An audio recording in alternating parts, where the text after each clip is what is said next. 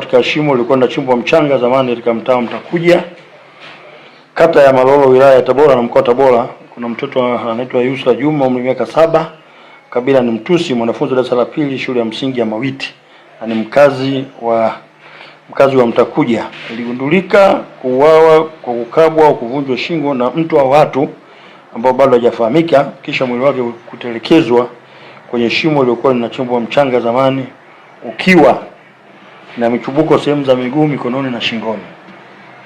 Ni kwamba marehemu alikwenda shuleni tarehe 17 mwezi wa 8 mwaka 2026 pamoja na dada yake anaitwa Ashura Juma Hamisi, umri miaka 10, ambaye yuko darasa la 3. Ila muda wa kurudi huwa mara nyingi anarudi peke yake huyo marehemu, na kwenye majira ya saa 4 ya asubuhi akiwa anatoka shuleni sasa akirejea nyumbani, dada yake alibaki darasa la 3 anaendelea mafunzo. Sasa nilipokuwa narudi ndio tatizo hilo, jambo hilo likamkuta. Kwa hiyo baada ya hapo, kwa kuwa dada yake kurudi nyumbani saa 4 saa 5, bibi alipoona kimya, kwa sababu anakaa na bibi yao, bibi aliamua kumfuatilia majira ya mchana saa 7 sasa kwenda huko shuleni kule nini. Kwa akiwa njiani akutana na dada yake naye anatoka shule, huyo kurudi nyumbani akakuta kwenye shimo la mchanga liko pembeni, wakakuta mwili wa marehemu huko hapo.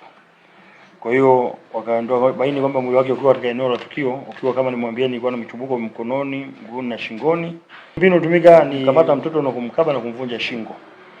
Mwili wa marehemu wananchi walifika pale na baadhi ya polisi walichukua mwili wa marehemu mpaka hospitali ya rufaa ya Kitete kwa uchunguzi zaidi, na ilibainika kifo cha mtoto huyo ni kukosa hewa na kuvunjwa shingo. Kwa hiyo msako mkali unafanyika kuweza kuwabaini watuhumiwa waliohusika na tukio hilo, tuweze kuwafikisha mkono wa sheria. Kwa uchunguzi wa daktari, alifanya uchunguzi wa mwili wa marehemu, hajakuta bruises sehemu za kuingiliwa. Ili tu alisema kifo chake kimesababishwa na kukosa hewa, kwani shingo yake ilikuwa imeshavunjwa, imelegea, lakini kuangalia sehemu zake za uga hajaingiliwa.